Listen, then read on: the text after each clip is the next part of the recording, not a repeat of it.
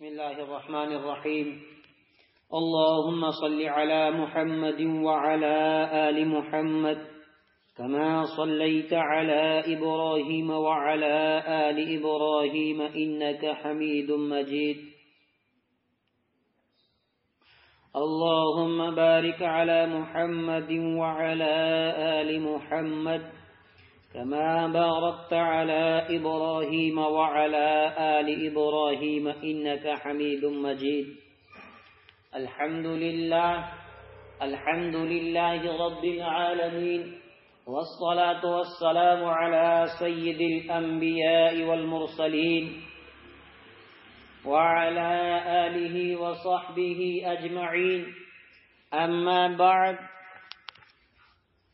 میرے ایمانی بھائیوں، بزرگوں اور نوجوان ساتھیوں، سیرت پاک صلی اللہ علیہ وسلم کی مجلس 25 مجلسیں ہو گئی۔ آج کی ہماری یہ مجلس 26ویں مجلس ہے۔ اس سے پہلے والی مجلس میں آپ نے غزوہ بدر کے ابتدائی حالات سنے کہ کیا اسباب بنے، اور پھر رحمت عالم صلی اللہ علیہ وسلم اور آپ کے ساتھ آپ کی جان نثار صحابہ مدینہ المنورہ سے کیسے بے سر و سامانی کی حالت سے نکلے، اور پھر بدر کے میدان میں پہنچے اور یہاں پر رات گزاری۔ رحمت عالم صلی اللہ علیہ وسلم پوری رات اللہ تبارک و تعالی کے سامنے گریہ زاری کرنے لگے اور دعا فرما رہے ہیں، اللہ کے سامنے اپنا دامن پھیلا کر بیٹھ گئے۔ اور پھر میرے ایمانی بھائیوں، کس طریقے سے جنگ کی ابتدا ہوئی اور پھر لاشوں کے ڈھیر کیسے لگے، وہ آپ آج کی اس مجلس میں سنیں گے۔ رحمت عالم صلی اللہ علیہ وسلم نے خود ایمان والوں کی صفیں ٹھیک فرمائی، ایک ایک شخص کو لائن میں سیدھا کھڑا کیا۔ ادھر ابو جہل نے بھی اپنی صفیں ٹھیک کی، دونوں فوجیں آمنے سامنے کھڑی ہو گئی۔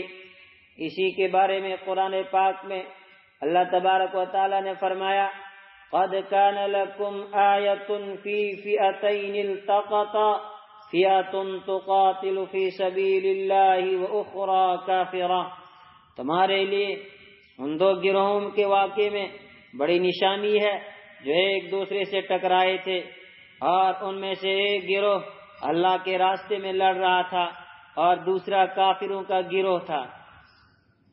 مشرکین کے لشکر میں سے سب سے پہلے عتبہ میدان میں آیا، کیونکہ اس کو ابو جہل نے نامردگی کا طعنہ دیا تھا۔ اس کے ساتھ اس کا بھائی اور بیٹا بھی نکلا۔ یہ تینوں لوگ دونوں لشکروں کے درمیان میں آ کر للکارنے لگے۔ ادھر سے 3 انصاری صحابی نکلے، لیکن انہوں نے کہا نہیں، ہمارے مقابلے کے یعنی مہاجرین کو مقابلے کے لیے بھیجو۔ اس پر رحمت عالم صلی اللہ علیہ وسلم نے حضرت حمزہ رضی اللہ عنہ اور حضرت علی رضی اللہ عنہ اور حضرت عبیدہ بن حارث رضی اللہ عنہ کو میدان میں آنے کا حکم فرمایا۔ حضرت علی رضی اللہ تعالی عنہ اور حضرت حمزہ رضی اللہ تعالی عنہ نے اپنے اپنے مد مقابل کا کام پہلی بار ہی تمام کر دیا، لیکن حضرت عبیدہ رضی اللہ عنہ کی ٹانگ پنڈلی سے کٹ گئی۔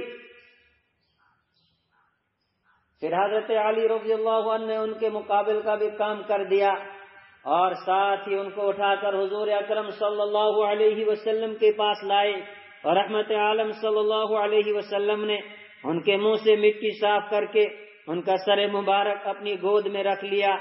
حضرت عبیدہ رضی اللہ عنہ نے نبی اکرم صلی اللہ علیہ وسلم کو ایک پرانی بات یاد دلائی کہ کسی موقع پر آپ کے چاچا ابو طالب نے آپ کی شان میں ایک لمبا قصیدہ لکھا تھا، جس میں یہ شعر بھی تھا، وَنُسْلِمُهُ حَتَّى نُصْرَ حَوْلَهُ وَنَذْهَلُ عَنْ أَبْنَائِنَا وَالْحَلَائِلُ یعنی ہم آپ کو قریشیوں کے حوالے نہیں کریں گے، چاہے کہ آپ کے ارد گرد ہماری لاشوں کے ڈھیر لگ جائیں، اور ہم آپ کی حفاظت میں اپنے بچے اور بیویوں کو بھی بھول جائیں گے۔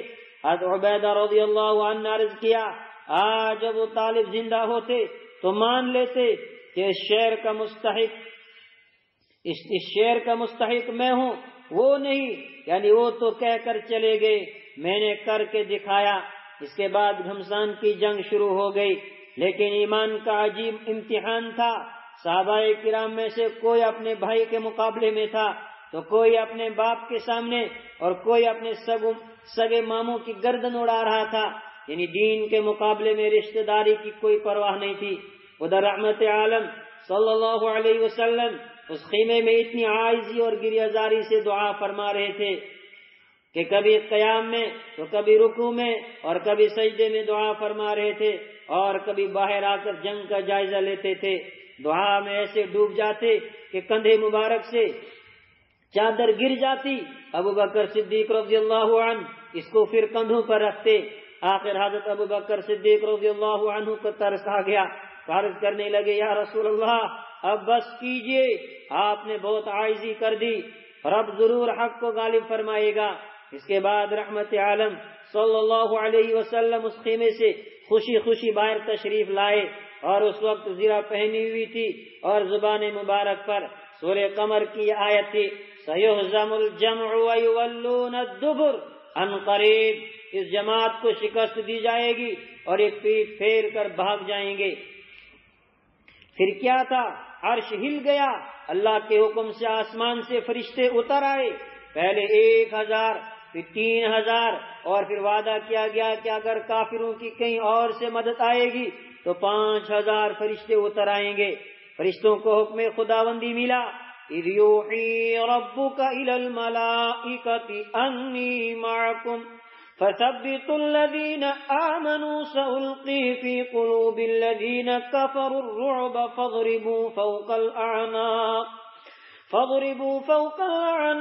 واضربوا منهم كل بنان۔ یاد کرو وہ وقت جب تمہارا رب فرشتوں کو وحی کے ذریعے حکم دے رہا تھا کہ میں تمہارے ساتھ ہوں، اب تم مومنوں کے قدم جماؤ، میں کافروں کے دلوں میں رعب طاری کر دوں گا، پھر تم گردنوں کے اوپر وار کرو اور ان کی انگلیوں کے ہر جوڑ پر ضرب لگاؤ۔ رحمت عالم صلی اللہ علیہ وسلم نے ایک ریت کی مٹھی اٹھائی اور شاہت الوجوہ پڑھتے ہوئے وہ مٹھی کافروں کے منہ پر پھینک دی، اور اللہ تعالیٰ کی قدرت سے کوئی ایک بھی نہیں بچا کہ اس کی آنکھ اور منہ اور ناک میں وہ نہ پہنچی ہو۔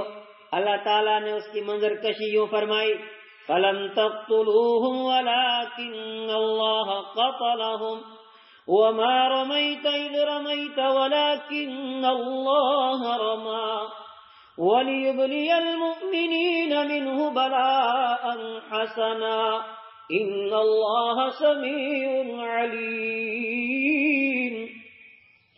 چنانچہ مسلمانوں، حقیقت میں تم نے ان کافروں کو قتل نہیں کیا تھا، بلکہ انہیں اللہ نے قتل کیا تھا، اور اے پیغمبر جب تم نے ان پر مٹی پھینکی تھی تو وہ تم نے نہیں بلکہ اللہ نے پھینکی تھی، اور تمہارے ہاتھوں یہ کام اس لیے کرایا تھا تاکہ اس کے ذریعے مومنوں کو بہترین اجر عطا کرے۔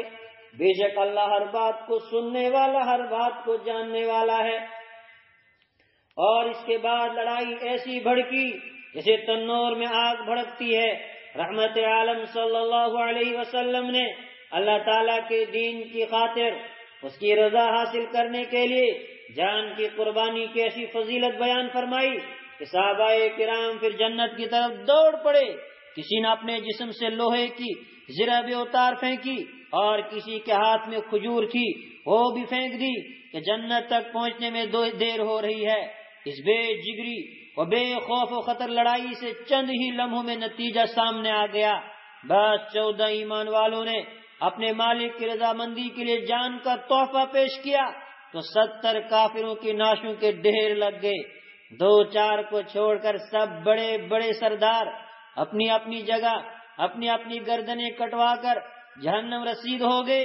اس امت کا فرعون ابو جہل بھی اپنی جہالت کے ساتھ 2 چھوٹی عمر کے صحابی حضرت معاذ و معوذ رضی اللہ عنہما کے ہاتھوں ہلاک ہو گئے، اور اس حالت کو دیکھ کر مکی فوج کا دل ٹوٹ گیا۔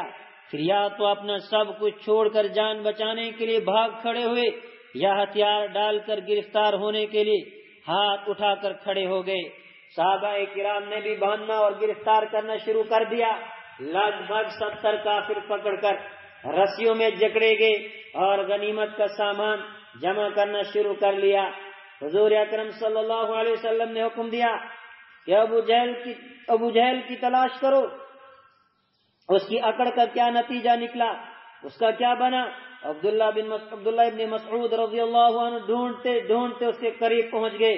اس وقت اس کی جان بس نکل ہی رہی تھی، لیکن ابھی وہ باتیں کر رہا تھا۔ پوچھنے لگا جنگ کا کیا بنا۔ حضرت عبداللہ رضی اللہ عنہ نے فرمایا تجھے اور تیری جماعت کو خدا تعالیٰ نے ذلیل اور رسوا کر دیا۔ کہنے لگا اس میں فخر کی کون سی بات ہے؟ کیوں یہ شخص کو تم نے قتل کیا، کیا اس سے بھی اونچی شان والا کوئی ہے؟ حضرت عبداللہ بن مسعود رضی اللہ عنہ اس کی گردن کاٹنے کے لیے اس کے کندھے پر چڑھے تو کہنے لگے او گڈریے تو بڑی اونچی جگہ پر چڑھا ہے۔ پھر بولا ہائے افسوس، کبھی مجھے 2 کاشتکاروں کے بچوں کے علاوہ کوئی اور بڑا شخص قتل کرتا۔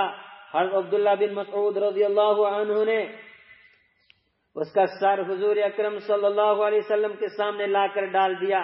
حضور صلی اللہ علیہ وسلم نے 3 مرتبہ قسم کھا کر فرمایا اللہ بہت بڑا ہے، تمام تعریفیں اللہ تعالیٰ ہی کے لائق ہیں، جس نے اپنا وعدہ سچ کر دکھایا، اپنے بندے کی مدد فرمائی اور اکیلے سب لشکروں کو شکست دے دی۔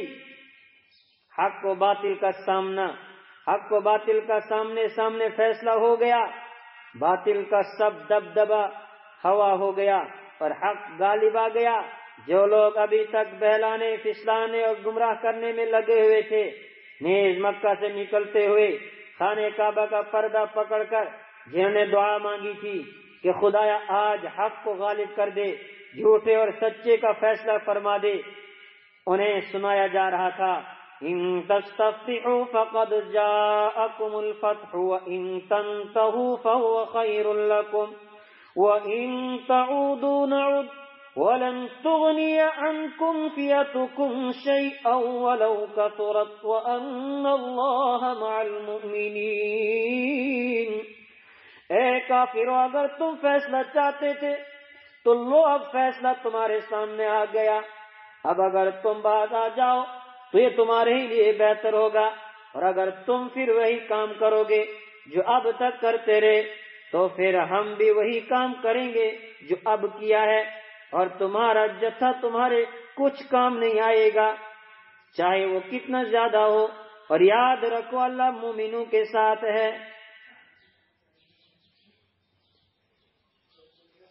حضور صلی اللہ علیہ وسلم جنگ کے بعد 3 دن تک بدر میں ہی قیام فرما رہے۔ جو 14 مسلمان شہید ہو گئے تھے انہیں عزت و احترام کے ساتھ یہی بدر کے میدان میں دفن کیا گیا، اور اسی کے ساتھ ساتھ مشرکین کی لاشیں بھی جمع کی گئی۔ پھر وہ سب ایک پرانے کنویں میں ڈال کر دفن کی گئی۔ صرف ایک امیہ بن خلف کی لاش جس کے ٹکڑے ٹکڑے ہو گئے تھے اس کو وہیں پر گڑھا کھود کر دفن کر دیا گیا۔ لوگ جنگ کے بعد ظالم دشمنوں کے ساتھ ہونے والا یہ عجیب و غریب سلوک دیکھ رہے تھے، ورنہ دشمن کی لاشوں کو جنگلی درندوں اور کتوں کے آگے ڈال دینا، لاشوں پر گھوڑے دوڑانا، ناک کان اور جسم کے دیگر حصے کاٹ کاٹ کر دل کی آگ بجھانا، بھڑاس نکالنا، لوگ بس یہی سلوک جانتے تھے، اور آج ہمارے دور میں بھی اسی پر عمل ہو رہا ہے۔ لیکن بدر کے میدان میں آج کچھ اور ہی منظر نظر آ رہا تھا۔ جانی دشمنوں کی لاشوں کو بھی سنبھالا جا رہا تھا، ان کو دفن کیا جا رہا تھا، اور پھر بدر کے قیدیوں کے ساتھ مقدس و پاکیزہ اخلاق کا برتاؤ۔ جنگ دنیا میں پہلے بھی ہوتی تھی اور قیامت تک ہوتی رہیں گی۔ یہ جنگ، لڑائی اور جھگڑے میں بھی کچھ عمدہ اور اونچے اخلاق کی تعلیم دینے کے لیے تھی۔ آج تک لوگوں کو یہی کہتے ہوئے سنا تھا کہ جنگ میں سب کچھ جائز ہوتا ہے، اور آج بھی یہی سب کچھ ہو رہا ہے۔ عورتوں، بچوں اور بوڑھوں کا قتل کرنا، ساری بستی کو انسانوں بلکہ حیوانوں کے سمیت آگ لگا کر راکھ کا ڈھیر بنا دینا، سارے شہر کو ایٹم بم مار کر اس کا نام و نشان مٹا دینا، یا آج کے پڑھے لکھے ترقی یافتہ اپنے آپ کو اچھے اور اونچے اخلاق کے مالک مہذب کہنے والوں کا صبح و شام کا کام ہے۔ تفصیل کی ضرورت نہیں، غور کیجئے اس کے برخلاف دین اسلام میں کیا تعلیم دی جا رہی تھی۔ حکم ہوا وَقَاتِلُوا فِي سَبِيلِ اللَّهِ الَّذِينَ يُقَاتِلُونَكُمْ وَلَا تَعْتَدُوا إِنَّ اللَّهَ لَا يُحِبُّ الْمُعْتَدِينَ، اور ان لوگوں سے اللہ کے راستے میں جنگ کرو جو تم سے جنگ کرتے ہیں، اور زیادتی نہ کرو، یقین جانو اللہ زیادتی کرنے والوں کو پسند نہیں کرتا۔ اسی حکم کے مطابق رحمت عالم صلی اللہ علیہ وسلم نے عورتوں، بچوں، بوڑھوں کو تو پہلے ہی پناہ دی ہوئی تھی۔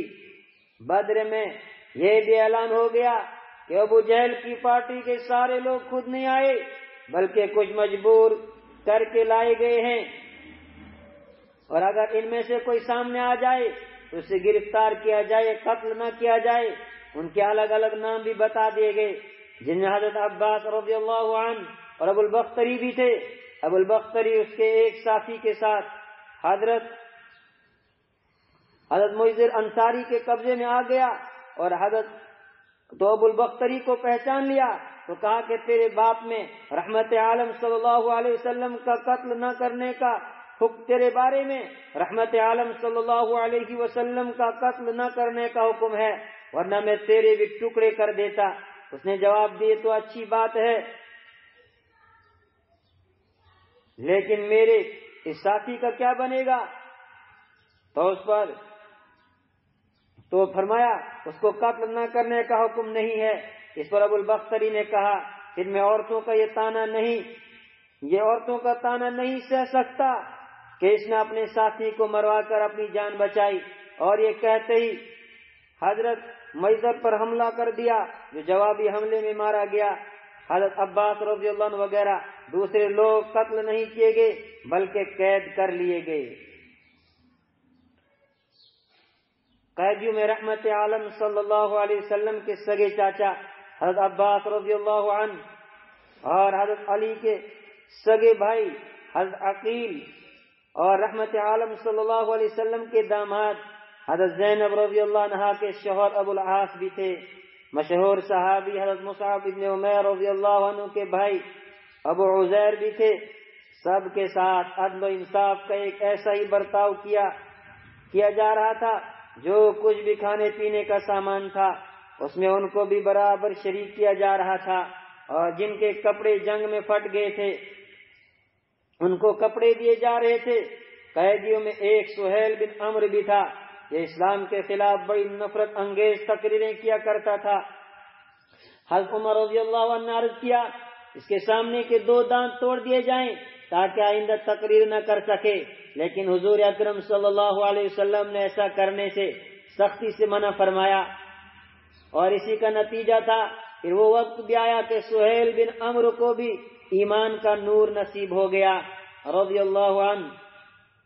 اس زبردست فتح اور کامیابی کے بعد جس میں مشرکین مکہ کے 70 بڑے لوگ قتل ہو گئے اور دوسرے 70 لوگ گرفتار کیے گئے اور باقیوں نے مکہ کی طرف بھاگ کر جان بچائی، حضور اکرم صلی اللہ علیہ وسلم نے 3 دن اس میدان میں قیام فرمایا اور تیسرے دن واپسی کا اعلان ہوا۔ رحمت عالم صلی اللہ علیہ وسلم سوار ہو کر پہلے اس کنویں کی طرف گئے جس میں کافروں کی لاشیں دفن کی گئی تھی۔ یہاں کھڑے ہو کر آپ صلی اللہ علیہ وسلم نے ایک ایک کافر سردار کا نام لے کر کہ او ابو جہل، او عتبہ، او شیبہ وغیرہ وغیرہ فرمایا، تمہیں یہ بات اچھی نہیں لگی کہ تم اللہ تعالیٰ اور اس کے رسول کی اطاعت کرتے؟ سنو، ہمارے رب نے جو وعدہ ہم سے کیا تھا ہم نے وہ پورا ہوتے دیکھ لیا، بتاؤ تم نے بھی اپنے رب کا وعدہ پورا ہوتے دیکھ لیا ہے؟ اور ایک روایت میں فرمایا، او کنویں والو، تم اپنے نبی کے حق میں بہت برے لوگ ہو، لوگوں نے مجھے سچا مانا لیکن تم نے جھوٹا کہا، لوگوں نے مجھے پناہ دی لیکن تم نے مجھے وطن چھوڑنے پر مجبور کیا۔ عمر رضی اللہ عنہ عرض کیا، یا رسول اللہ، کیا یہ لوگ یہ باتیں سن رہے ہیں؟ آپ صلی اللہ علیہ وسلم نے قسم کھا کر فرمایا، وہ میری باتوں کو تم سے بھی زیادہ سن رہے ہیں لیکن جواب نہیں دے سکتے۔ پھر مدینہ کے راستے پر روانہ ہو گئے اور دو شخص عبداللہ ابن رواحہ اور حضرت زید ابن حارثہ رضی اللہ تعالیٰ عنہ کو مدینہ میں خوشخبری دینے کے لیے آگے آگے روانہ فرما دیا۔ مدینے میں یہودی اور دوسرے مشرک خوشی منا رہے تھے کہ ایک بھی بچ کر واپس نہیں آئے گا، بلکہ کبھی کبھی وہ یہ جھوٹی خبر بھی لوگوں میں پھیلاتے تھے کہ رحمت عالم صلی اللہ علیہ وسلم قتل ہو گئے ہیں۔ لیکن جس وقت ان دو صحابہ کرام نے جنگ کے حالات سنائے اور فتح عظیم کی خوشخبری دی اور ان پر بجلی گری، ہاتھوں کے طوطے اڑ گئے اور بالکل خاموش ہو کر بیٹھ گئے۔ حضور اکرم صلی اللہ علیہ وسلم مدینہ پہنچے، یہاں پیچھے رہنے والے انصار اور مہاجر انتظار میں تھے، انہوں نے خوشی میں زبردست طریقے سے استقبال کیا۔ دشمن قیدیوں کو کال کوٹڑیوں میں بند رکھنا، رسیوں میں باندھ کر لٹکانا، نیز ہتھکڑیوں اور بیڑیوں سے جکڑنا، ٹارچر کرنا، یہ کوئی تازہ جہالت نہیں یا صرف آج کی مہذب دنیا ہی کی کہانی نہیں، یہ تو صدیوں سے چلی آ رہی ظلم کی ایک بدترین رسم ہے۔ لیکن آج بدر کے قیدیوں کے ساتھ کچھ اور ہی سلوک ہوتا دیکھا جا رہا تھا۔ دو دو چار چار کر کے قیدی مسلمان گھروں میں رکھے گئے اور حکم ہوا ان کے ساتھ نیک برتاؤ اور اچھے سے اچھا سلوک ہونا چاہیے۔ پھر کیا تھا، سب سے پہلے ان کے لیے کپڑوں کا انتظام کیا گیا۔ حضرت عباس رضی اللہ عنہ اونچے لمبے قد والے تھے، ان کو کسی کا کرتا فٹ نہیں آ رہا تھا۔ آخر عبداللہ ابن ابئی منافق سے لے کر ان کو کرتا دیا گیا۔ بخاری شریف میں ہے، اس کی موت پر رحمت عالم صلی اللہ علیہ وسلم نے کفن کے لیے جو اپنا کرتا پیش فرمایا تھا اسی کرتے کا بدلہ تھا۔ اور اس کے علاوہ قیدیوں کے ساتھ کیا سلوک اور نیک برتاؤ ہو رہا تھا، اس کے لیے بس ایک ہی قصہ پڑھ لیجئے۔ حضرت مصعب بن عمیر رضی اللہ عنہ کے بھائی ابو عزیر خود بیان فرماتے ہیں، جس گھر میں تھا اس میں صبح و شام جو روٹی بنتی تھی وہ ساری کی ساری میرے سامنے رکھ دیتے تھے اور خود کھجوروں پر گزارا کر لیتے تھے۔ مجھے بہت شرم آتی تھی اور میں انہیں روٹی واپس کر دیتا تھا، لیکن وہ پھر مجھے ہی دیتے اور عذر کرتے کہ ہمیں قیدیوں کے ساتھ اچھا سلوک کرنے کا حکم ہے۔ اور اسی کا نتیجہ تھا کہ قیدیوں میں زیادہ تر وہ لوگ تھے جو بعد میں مسلمان ہو گئے تھے۔ حضرت رحمت عالم صلی اللہ علیہ وسلم کو کسی صلاح و مشورے کی ضرورت نہیں تھی، لیکن اللہ تعالیٰ کا حکم یہ تھا کہ آپ صلی اللہ علیہ وسلم اپنے صحابہ کرام کے ساتھ مشورہ کیا کیجئے۔ آپ صلی اللہ علیہ وسلم نے قیدیوں کے بارے میں بھی مشورہ فرمایا۔ حضرت عمر رضی اللہ عنہ نے بہت سخت مشورہ دیا، یہ اسلام کی پہلی جنگ ہے اور یہ لوگ بڑے مجرم ہیں، اس لیے ان کو اپنے رشتہ داروں کے حوالے کیا جائے تاکہ وہ ان کی گردنیں اڑا سکیں، اور میرے حوالے میرے بھائی کو کیا جائے۔ حضرت بکر صدیق رضی اللہ عنہ نے مشورہ دیا، یہ لوگ پہلی بار پھنس گئے ہیں، ان سے کوئی جرمانہ وغیرہ لے کر چھوڑ دیا جائے تاکہ اللہ کرے ان کو ہدایت ہی نصیب ہو جائے۔ بس اسی پر فیصلہ ہو گیا۔ جو بڑے مالدار تھے ان سے 4000 درہم اور جو درمیانہ تھے ان سے 2000 درہم، اور جن کا کاروبار بہت کمزور تھا ان سے 1000 درہم لینا طے ہوا۔ اور جو بالکل ہی کمزور تھے ان میں سے جن کو لکھنا آتا تھا ان کے لیے شرط رکھی گئی کہ وہ 10 بچوں کو لکھنا پڑھنا سکھا دیں۔ حضرت زید بن ثابت رضی اللہ عنہ نے اسی موقع پر لکھنا سیکھا تھا، اور جن کو لکھنا بھی نہیں آتا تھا ان کو ایسے ہی احسان کر کے چھوڑ دیا گیا، جیسے کہ مطلب بن حنطب اور صفی بن ابی رفاع اور ابی عزہ جحمی وغیرہ۔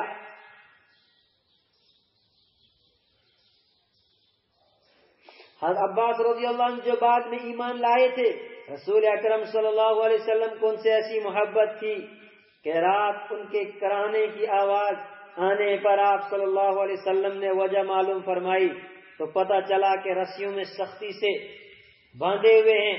حضور اکرم صلی اللہ علیہ وسلم نے ان کے درد پر بہت رسول اکرم صلی اللہ علیہ وسلم کو ان کے درد پر بہت دکھ ہوا اور صحابہ سے کہہ کر ان کی رسی ڈھیلی کروائی گئی۔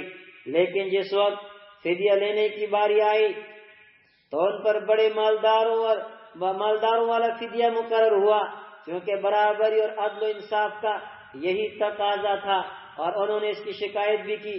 لیکن اسلامی مساوات جس میں قریب اور دور، اپنے اور پرائے، پہچان والے اور انجانے سب برابر ہو گئے تھے، شکایت نے کچھ کام نہیں دیا، بلکہ انصاری صحابہ میں سے قبیلہ نجار کے لوگوں نے سفارش بھی کی، یہ ہمارے بھانجے ہیں، ہم ان کو ایسے ہی چھوڑنا چاہتے ہیں، یہ بات بھی نہیں چلی۔ اور ادھر رحمت عالم صلی اللہ علیہ وسلم کے داماد ابو العاص، ان کی رہائی اور ایمان۔ ابو العاص بہت بڑے تاجر اور مالدار آدمی تھے، نہایت شریف تھے۔ نبوت کے اعلان سے پہلے ان کا نکاح رحمت عالم صلی اللہ علیہ وسلم کی بیٹی حضرت زینب سے ہوا تھا۔ مشرکین نے ان سے بہت کہا کہ آپ طلاق دے دو، ہم آپ کا دوسری جگہ نکاح کرا دیتے ہیں، لیکن اس گناہ و ظلم کے لیے یہ بالکل بھی تیار نہیں ہوئے۔ بدر کے قیدیوں میں یہ بھی تھے۔ جس وقت مکہ میں لوگ اپنے قیدیوں کے لیے فدیے کی رقم جمع کر رہے تھے، ان کی رہائی کے لیے حضرت زینب رضی اللہ عنہا نے اپنا ہار بھیج دیا۔ حضرت خدیجہ رضی اللہ عنہا نے ان کو دیا ہوا تھا، یہ ہار جس وقت مدینہ منورہ رحمت عالم صلی اللہ علیہ وسلم کے سامنے آیا تو حضرت رسول اکرم صلی اللہ علیہ وسلم کی آنکھوں سے آنسو کی برسات برسنے لگی۔ ہار دیکھ کر حضرت خدیجہ رضی اللہ عنہا کی یاد آ گئی۔ حضور اکرم صلی اللہ علیہ وسلم نے صحابہ کرام سے فرمایا، اگر آپ حضرات مجھے اجازت دیں تو میں یہ ہار واپس کر دوں، کیونکہ یہ میری بیٹی کے پاس اس کی والدہ کی نشانی ہے۔ صحابہ کرام نے بصر و چشم یہ بات قبول کر لی، اور اس طرح ابو العاص بھی بغیر فدیے کے چھوڑ دیے گئے اور ہار بھی واپس کر دیا گیا۔ صرف ان سے یہ بات طے ہوئی کہ تم مکہ پہنچ کر حضرت زینب رضی اللہ عنہ کو مدینہ منورہ بھیج دینا۔ وہ مکہ پہنچے، وعدے کے مطابق حضرت زینب رضی اللہ عنہ کو اپنے بھائی کنانہ کے ساتھ روانہ کر دیں۔ کنانہ انہیں لے کر دوپہر کے وقت سب کے سامنے نکلے، جس سے مکہ کے مشرک بھڑک اٹھے۔ انہوں نے حضرت زینب رضی اللہ عنہ کو گھیر لیا اور دھمکیاں دینے لگے، اور کچھ لکھتے ہیں کہ اونٹ بدک گیا جس کی وجہ سے حضرت زینب گر گئی، اور کچھ حضرات نے بڑی تحقیق کے بعد یقین کے ساتھ بیان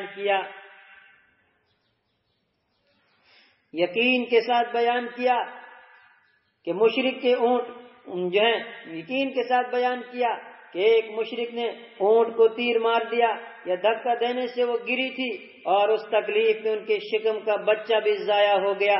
اور کنانہ ابن ربیعہ نے تیر و ترکش اور کمال سنبھال کر کہا کہ جو اونٹ کے قریب آیا تیروں سے چھلنی کر دوں گا۔ ابو سفیان کو معلوم ہوا، اس نے کہا ہمیں ان کے مدینہ جانے پر کوئی اعتراض نہیں، لیکن اس طرح دن کی روشنی میں سب کو للکار کر نہ جائیں۔ حضرت زینب رضی اللہ عنہا واپس آ گئی۔ کچھ دنوں بعد پھر رات کے وقت کنانہ کے ساتھ مکہ سے روانہ ہو گئی۔ کچھ دور بطن یا حج پہنچے تو یہاں حضور اکرم صلی اللہ علیہ وسلم کے بھیجے ہوئے حضرت زید بن حارثہ اور ایک انصاری صحابی اسی انتظار میں بیٹھے ہوئے تھے، کیونکہ ان کو یہی انتظار کرنے کا حکم تھا۔ یہاں سے انہوں نے حضرت زینب رضی اللہ عنہا کو اپنے ساتھ لے لیا اور کنانہ کو واپس کر دیا۔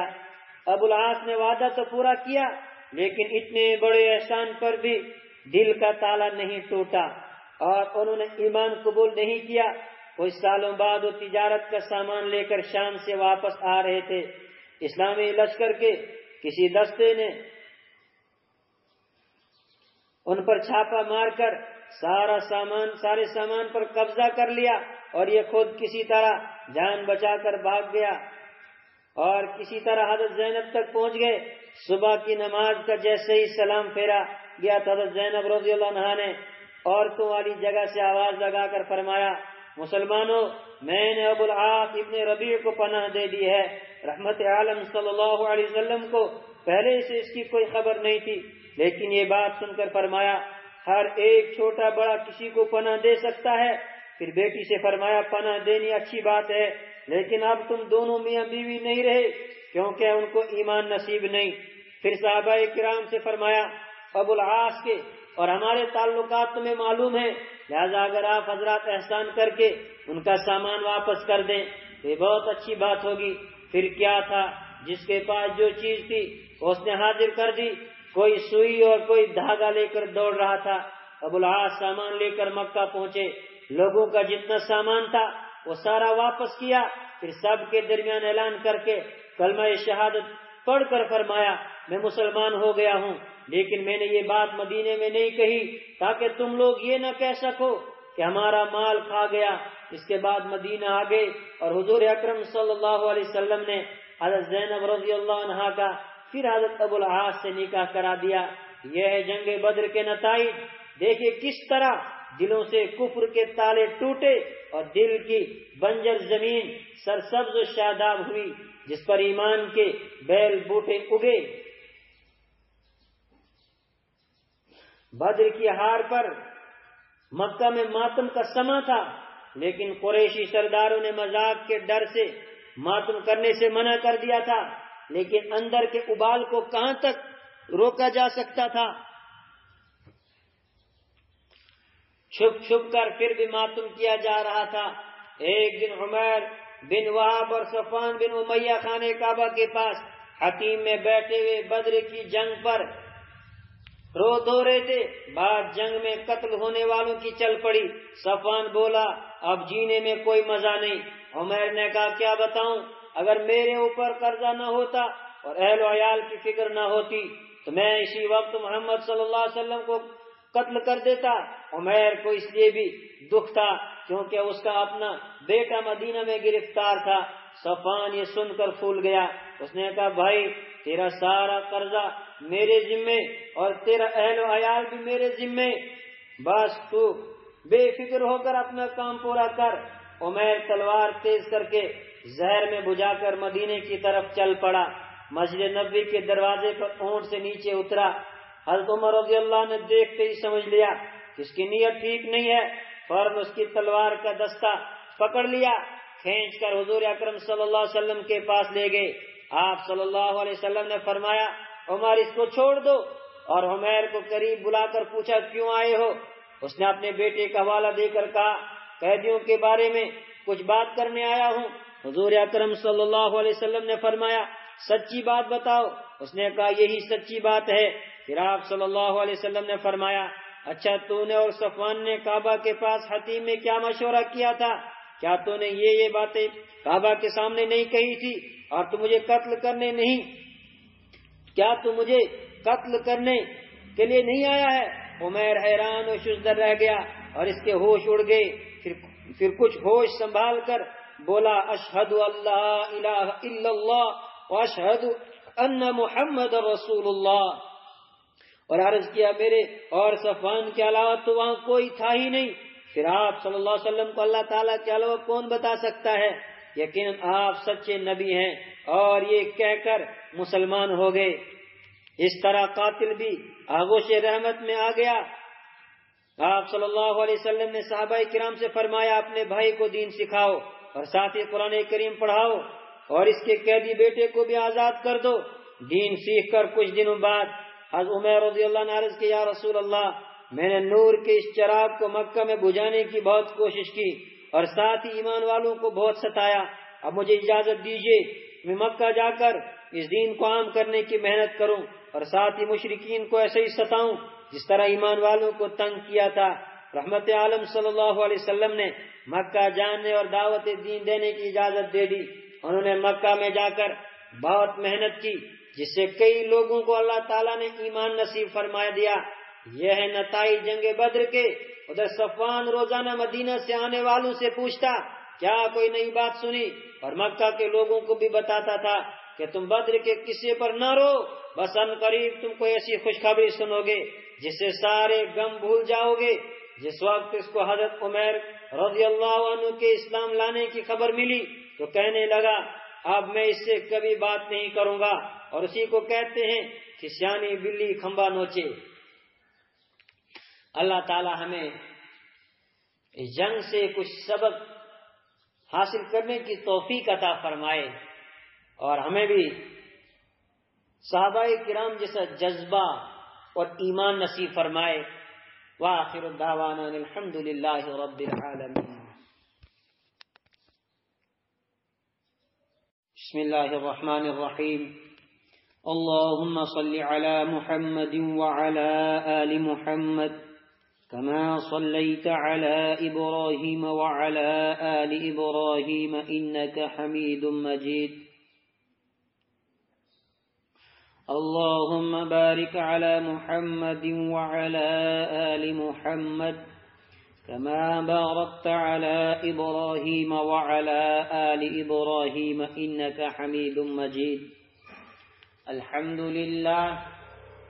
لله رب العالمين، والصلاة والسلام على سيد الأنبياء والمرسلين وعلى آله وصحبه أجمعين، أما بعد۔ میرے ایمانی بھائیوں، بزرگوں اور نوجوان ساتھیوں، سیرت پاک صلی اللہ علیہ وسلم کی مجلس